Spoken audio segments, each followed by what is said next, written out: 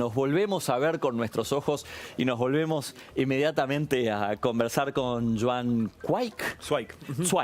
Joan Zweig, conferencista, escritor de las 7 nuevas tecnologías que nos van a cambiar la vida. Joan, bueno, por lo pronto, muy bienvenido, gracias por ser parte de esta edición. Muchas gracias, Diego, por la invitación. Siempre es un placer poder volver acá a un poco a conversar de estos temas y del impacto que tienen. Sí, la verdad que me muero por escuchar varias cosas. Primero, simplemente para dar el contexto, para montar el escenario. ¿Cuáles son estas 7 tecnologías? Contame las 2 o 3 más importantes. Después quiero empezar a hablar cómo interactúan, cómo se relacionan entre ellas, no cómo es cada una por separado. ¿Cuáles son las 2 o 3 tecnologías de las 7 que son las que decís son las más disruptivas?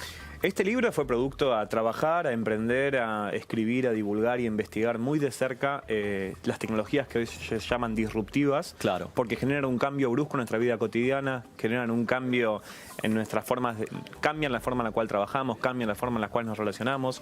Las tecnologías son, arrancando el Bitcoin, arranca por tecnologías blockchain y Bitcoin, de las criptomonedas. Sí. Robótica, que es mi campo de aplicación directa y donde trabajo todos los días en la Argentina. Realidad virtual y aumentada. Y después hay paradigmas o tecnologías más blandas, que son, por ejemplo, Internet de las Cosas, es decir, el darle conectividad a los objetos, el Big Data, que son estos grandes cúmulos de datos que hoy en día estamos rodeados, y las ciudades inteligentes también, es decir, cómo empieza una ciudad a incorporar tecnología para un poco también mejorar la vida de sus ciudadanos. Y ahí entramos en el 5G, además, también. Porque la ciudad inteligente y el IoT, el Internet de las Cosas, se conectan necesariamente con un tacho de basura que le dice a la ciudad si está lleno. Esa es la idea detrás del 5G. Y lo más importante a comprender es que este tipo de tecnologías hoy son un presente. Estamos hablando de cosas que hoy son palpables, que son tangibles, que en la ciudad de Buenos Aires podemos ver, podemos tocar y que tiene aplicación concreta y directa y puede cambiar a una pyme, a una gran corporación o a un emprendedor que está hoy en día emprendiendo con núcleo tecnológico, puede empezar a cambiar su modelo de negocio.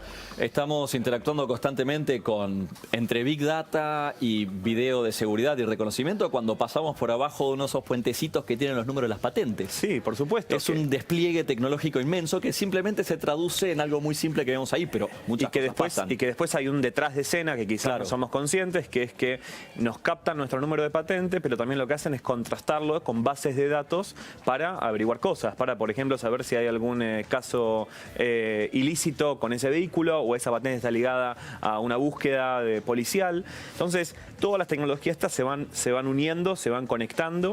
Y entonces lo que trato en el libro es de explicar en qué consisten, cuál es el impacto social y económico que tienen, casos de uso en Argentina y casos de éxito que hay en Argentina, para realmente empezar a comprenderlos de forma crítica, porque tenemos que ser conscientes que nos van a impactar a todos la vida en forma directa. Joan, estamos describiendo cada una de las tecnologías que emergen todos los días, pero es muy difícil tener la oportunidad de tratar de analizar cómo se cruzan estas tecnologías. ¿Cuál es el cruce de 2, 3, 4 de estas nuevas tecnologías más dramático que estás viendo vos? Por ejemplo, uno de los cruces más dramáticos que estamos viendo es en lo que es telemedicina, por ejemplo, o en la evolución de la medicina del futuro. Contame un caso concreto. A ver, hoy en día tenemos relojes inteligentes que, sin importar la marca, tienen sensores de acelerómetros, sensores de luz, sensores de presión, diferentes tipos de sensores y diferentes tipos de inteligencia también, que lo que pueden predecir es si una persona mayor, por ejemplo, se cae o tiene un accidente doméstico, por ejemplo. Entonces, a la hora de detectar una caída o un accidente doméstico, estamos hablando de dispositivos que son relativamente económicos y son cada vez más masivos. Porque hoy en día el promedio de venta de un reloj inteligente quizás ronda los $200 a consumidor final, entre todas las marcas. Entonces, empezamos a tomar acciones en forma concreta de dispositivos cada vez más masivos. Entonces, por ejemplo, un reloj inteligente cuando detecta una caída puede avisar, alertar a familiares o llamar al 911 o a la ambulancia en forma automática, cruzando esos datos. Entonces, por ejemplo, dándole los últimos 48 horas de su registro de pulsaciones, por ejemplo, para dar un ejemplo. Entonces, todas las tecnologías tienen un cruce súper importante. Cuando hablamos de vehículos autónomos, por ejemplo, que son estos vehículos... Vamos a ese caso. Estamos yendo muy rápido y quiero detenerme acá. O sea, tu reloj llama a la ambulancia cuando vos tenés un accidente antes de que vos la llames o te encuentren o lo que sea. Y algo más importante, con información. Porque Claro. muchas veces cuando llega una ambulancia, por ejemplo, a atender un caso de emergencia, lo que les falta ahí es información, es hechos, es qué pasó, es el historial médico, por ejemplo, de la persona. Entonces, al tenernos, o al tenerlo vos, registrado en forma permanente tus pulsaciones, tu ritmo cardíaco, la temperatura corporal también, porque no la puedes un dato medir. menor. Entonces, a medida, lo que le puede dar es llegar con mucha más información para actuar. Ahora, acá hay un dato para tener en cuenta, es justamente sigamos jugando con este caso, ¿no? Dale. Para que tu paramédico, que llega el momento de abrir la puerta de tu casa, que quizás un vecino abre la puerta, viste, en una situación donde se da, etc. Regular, sí, diaria. Me estoy imaginando el escenario, ¿no es cierto? Me pasa algo, me descompenso, me desmayo en mi casa, mi reloj llama al servicio de 107, emergencia. al 107 o al 911, además de avisarle a mis familiares, etcétera. Todo eso además ahora es programable ya en el teléfono, yo lo tengo programado en algunos casos. Perfecto. Acá hay un eslabón de la cadena que me gustaría escuchar tu opinión, porque mi reloj le manda la información a alguien, pero ¿cómo hace esa información? ¿Cómo está la Argentina en términos tecnológicos para que esa información le llegue a alguna aplicación o algún teléfono al mismo paramédico que me está mirando a mí? Porque a mí me da la sensación de que se pierde en el camino. Y después hay muchos temas relacionados a la privacidad que también tenemos que debatir. Es decir, Tal hasta cual. dónde están los límites éticos y morales a la hora de compartir información, a la hora de transmitir información. Es otro asunto también que tenemos que debatir. Dejémoslo de lado, pasemos ahí después, pero antes me gustaría entender cómo está la infraestructura de la Argentina, cómo está la regulación de la Argentina, cómo está el contexto argentino para que todas estas cosas que parecen tan buenas realmente funcionen, ¿no? Porque yo también en mi teléfono ya veo las apps que me permiten hacer un montón de cosas, pero después digo, cuando lo bajo a la realidad choca con una realidad que es de otro siglo. Eso es real, eso es real. Yo creo que la primera capa de infraestructura necesaria para desarrollar todo este tipo de cruces tecnológicos está dada porque va fuera del contexto político-económico o Claro. el regulatorio. Claro. Porque para que un teléfono pueda detectar una caída abrupta y pueda generar una acción, como por ejemplo una llamada telefónica con obtener los datos, eso es algo técnicamente simple. Y es una primera capa. Entonces, tenemos que empezar a analizar las diferentes capas de acción, de autonomía de la tecnología. Eso me parece que es fundamental. Claro. Yendo a cada caso de cruce tecnológico. Pero obviamente tenemos todavía muchas más barreras de accesibilidad y de alfabetización digital también, que trato un poco de describir en el libro, Claro. para poder llegar a, obviamente, a mejorar o a lograr este tipo de telemedicina o mejoras en el sistema de salud. Y acá pasamos al segundo punto que es gigantesco, que es el tema de la privacidad. Algo que sabemos de contexto es que las empresas prefieren no invertir en seguridad hasta que no tienen un incidente. Por supuesto. Porque el gasto en seguridad es un gasto superfluo que además demora la velocidad de la innovación, o sea, te pone en desventaja contra tus competidores. Tus competidores innovan, de alguna manera no reciben un ciberataque, ellos te siguen ganando en la competencia, el consumidor se va con los que innovan, hay una carrera por avanzar, sin avanzar responsablemente con la seguridad informática que hay que tener. Entonces, acá entra la cuestión de la seguridad de tus datos, de la privacidad. ¿Dónde estamos parados en la Argentina en este momento en términos de privacidad? Porque Europa está muy adelante, ¿nosotros dónde? Europa y Estados Unidos, o Norteamérica en general, Estados Unidos y Canadá, tienen ya regulaciones vinculadas a la privacidad de los datos, es decir, a dónde las empresas almacenan nuestra información privada. Claro. Porque nosotros damos cada vez más información y la gran pregunta es dónde se almacenan eso. En Argentina todavía estamos en desarrollo, probablemente 2020, 2021 sean años donde se empieza a conversar este tema en forma política, pero hay algo que es clave y que tenemos Pero que no ser tenemos ley conscientes. hasta 2022, 2023, entonces. No, pero tenemos que entender que la tecnología avanza a ritmos exponenciales y la política está muy, muy por atrás. Y eso no pasa solamente acá, pasa en todo el mundo. Bueno, pero la política acá está mucho más atrás que en otros lugares, ¿no es cierto? Podemos debatir la ley de economía del conocimiento, de cómo afecta eso a las pymes también, que hoy en estas semanas está súper en auge también. Claro. Pero es también algo que tenemos que ser conscientes de eso. Entonces, a nivel de privacidad todavía es un gris muy grande en relación a dónde está esa información alojada. Y tenemos que ser conscientes de eso. Y otra vez, en temas de seguridad informática, también tenemos que ser conscientes, y eso es algo súper importante, proceso de alfabetización, es decir, proceso de entender cómo funciona este mundo. Que Eso tendría que estar en la escuela primaria. ¿Y cómo hacen los que ya pasaron la edad de la escuela?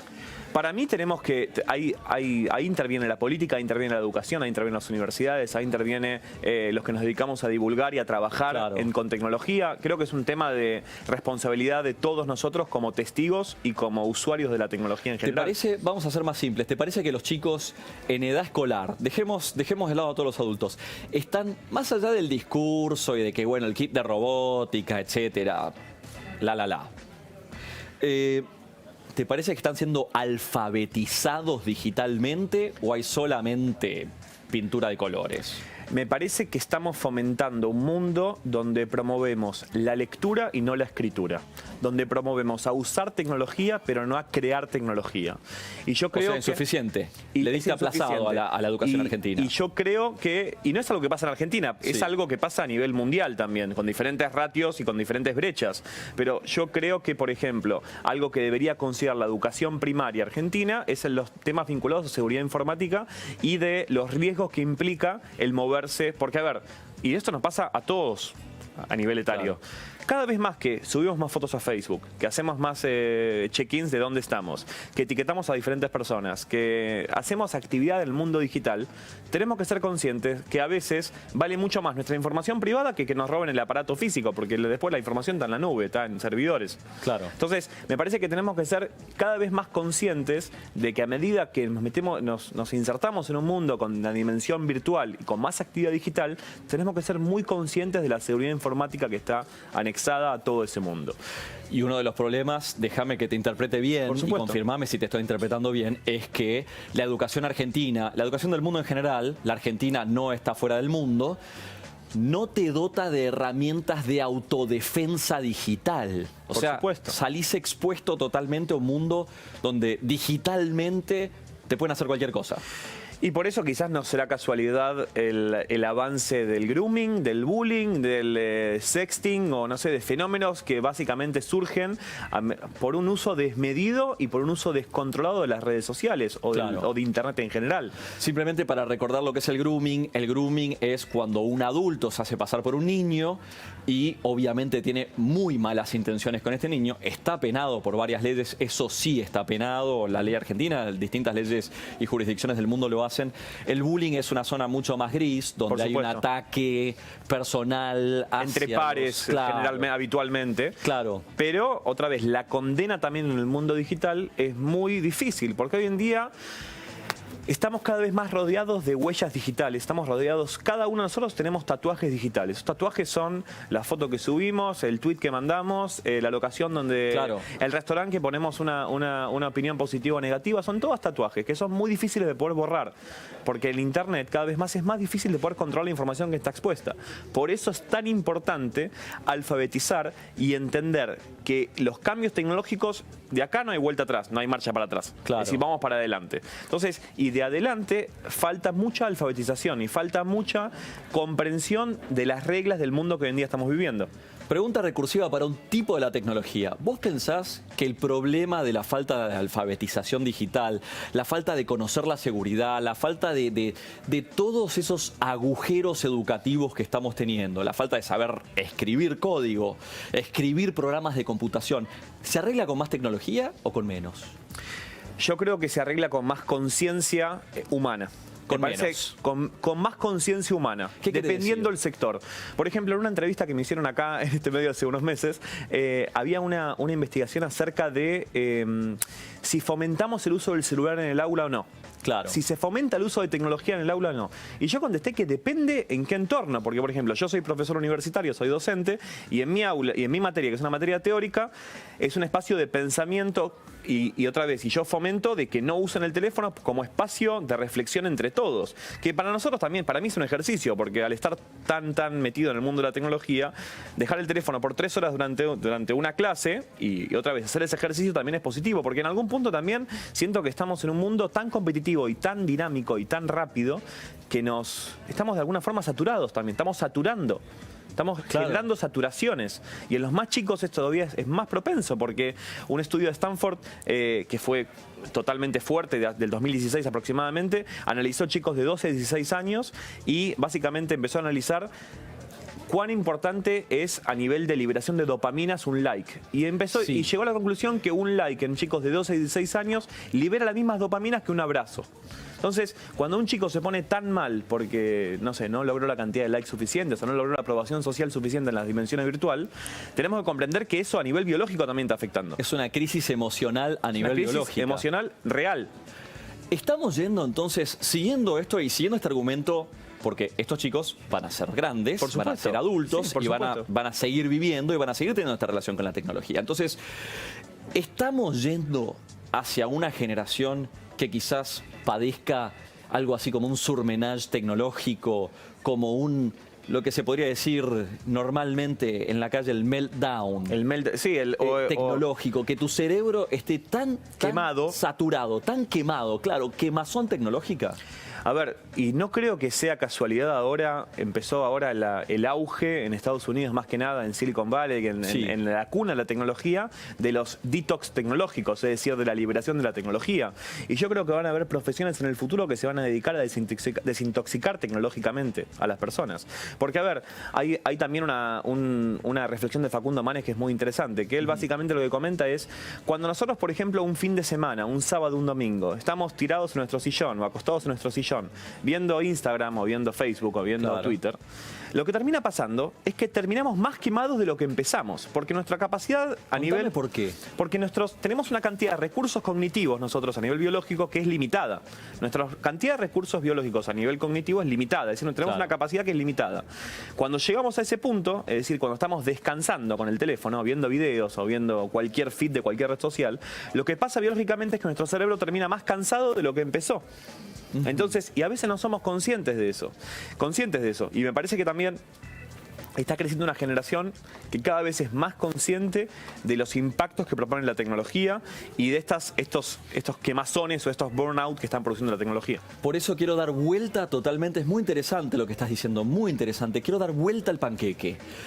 La tecnología, las redes sociales, la clásica cadena de WhatsApp de alguien preocupado por X motivo, que se lo ve compungido y que lo comparte con vos. Mi observación personal, sin mucha estadística por detrás, es que en realidad preocupa y afecta más a los mayores y siempre estamos discutiendo cómo están los chicos. Por supuesto. Sí. O sea, ¿vos estarías de acuerdo con la impresión que tengo? No tengo una opinión experta como la tuya, que en realidad quienes más sufren las redes sociales son aquellos que están en las mayores franjas etarias. Yo creo que lo que sienten es una mayor desconexión o básicamente una distancia mucho mayor. ¿Por qué? Porque están en el uso de tecnología, están los adoptores tempranos y están los más conservadores que tardan más en poder incorporar tecnología. Entonces yo creo que sienten una mayor distancia en eso. Pero a nivel del impacto o a nivel de afecto o a nivel de realmente de las consecuencias que producen, coincido en que quizás los mayores sufren más a nivel impacto de lo que propone que los más chicos, en ese sentido. Tienen como menos armas. Menos herramientas para poder moverse en ese mundo. Y para poder filtrar la cantidad de contenido viral que llega, las noticias falsas que llegan. Noticias falsas, por supuesto. Que además, es obviamente, una preocupación internacional eso. Claro. Es una preocupación internacional. Porque otra vez estamos en un mundo donde cada vez más estadísticamente, a nivel de lectura es más superficial. Entonces las notas se leen en forma más superficial, por ejemplo, en todos los medios del mundo. Eso. O empiezan a prevalecer mucho más la imagen audiovisual, la imagen o los videos, todo lo que es el mundo audiovisual. Entonces, son preocupaciones y son consecuencias de esta gran evolución tecnológica voraz, que otra vez, yo en el libro digo que decir que la tecnología avanza a pasos agigantados es algo medio trillado, porque todo el mundo lo dice, pero es algo real que está pasando. Y empieza a traer transformaciones sociales, económicas y culturales muy, muy profundas, que tenemos que ser muy conscientes para tener más armas, para poder ser más competitivos en el futuro, me parece. Joan, en el futuro vamos a tener la Internet de las cosas, o sea, nuestro tacho de basura va a saber cuándo está lleno, nuestra heladera nos va a saber cuándo nos falta leche, va directamente a encargarle al supermercado que nos mande leche, vamos a tener que abrir la puerta, va a estar la leche, ni siquiera nos vamos a tener que preocupar por eso, un montón de cosas más. Puede ser que este advenimiento tan extremo de la tecnología nos permita, paradójicamente, desconectarnos de esa tecnología con la que estamos interactuando constantemente? Yo creo que el futuro finalmente va a ser humano. Primero de todo, creo que soy muy crítico que la tecnología sigue siendo una herramienta. Contame de qué es cómo el futuro es humano, porque todo el mundo dice que el futuro es de las máquinas, desde Terminator para acá. Yo creo que el futuro sigue siendo humano, el futuro va a seguir siendo humano, porque nosotros somos finalmente los responsables de todo esto que está sucediendo. La tecnología son herramientas creadas por el hombre, son técnicas, otra vez, que obviamente todo en su justa medida, porque otra vez, no todo es para todos y todo tiene que tener su justa medida a la hora de aplicación, pero claro, creo que el futuro va a ser realmente de las personas. Otra vez, me parece que las consecuencias del impacto de la tecnología están en nuestras manos y están en cómo la vamos incorporando a diario. Sí. Yo en los últimos años me dediqué mucho a investigar el impacto de la filosofía y la sociología sobre la tecnología emergente. Y otra vez, porque hoy en día la alegoría de las cavernas, por ejemplo, si vamos a Platón. Nos vamos a Platón. ¿Sí? Nos vamos de impresión 3D a Platón. 500 antes de Cristo, sí, claro. Creo que de alguna forma nuestras cadenas, como en la alegoría de las cavernas, que estaban atados con cadenas y ese era su mundo, el único mundo que podían ver, creo que la tecnología se está convirtiendo en alguna forma en nuestras cadenas contemporáneas, son como de las cadenas que hoy en día estamos viviendo. Porque estamos, a ver, sale el nuevo teléfono celular que nos reconoce el rostro y para desbloquear el teléfono y nos acostumbramos en un chip de que ya todos tenemos que desbloquear el teléfono con nuestro rostro. Tal cual. Pero a ver, las preguntas de por qué está pasando eso, no las estamos haciendo más. Estamos como dejando que la tecnología avance. Otra vez, o el caso de Pokémon GO, 2016, el videojuego de realidad aumentada. De repente... Perdón, el videojuego constaba en que mirabas con el teléfono celular, veías la escena que estás viendo en este momento, pero mirando por el teléfono celular, aparecía un muñequito que tenías que atraparlo en la pantalla del teléfono. Pero obviamente el muñequito no estaba físicamente en el lugar. Claro. Entonces, y de repente, el caso de Pokémon GO, en una semana teníamos, no sé, a miles y cientos de miles de personas configurando la ciudad, configurando el urbanismo de la ciudad. Claro. ¿Por qué? Porque hasta pusieron carteles en vía pública, en autopistas, para que no manejen jugando al juego. Entonces, a ver, la tecnología genera un impacto social, económico y cultural con transformaciones muy, muy profundas, que a veces no nos damos cuenta. A ver, por ejemplo, ¿hace cuánto te hago, Diego, una pregunta, a ver, para ser reales? ¿Hace cuánto pensás que se inventó la pantalla táctil del teléfono celular? Y la pantalla táctil tiene muchos años, porque de hecho en la década del 80 existían las pantallas táctiles. Por supuesto.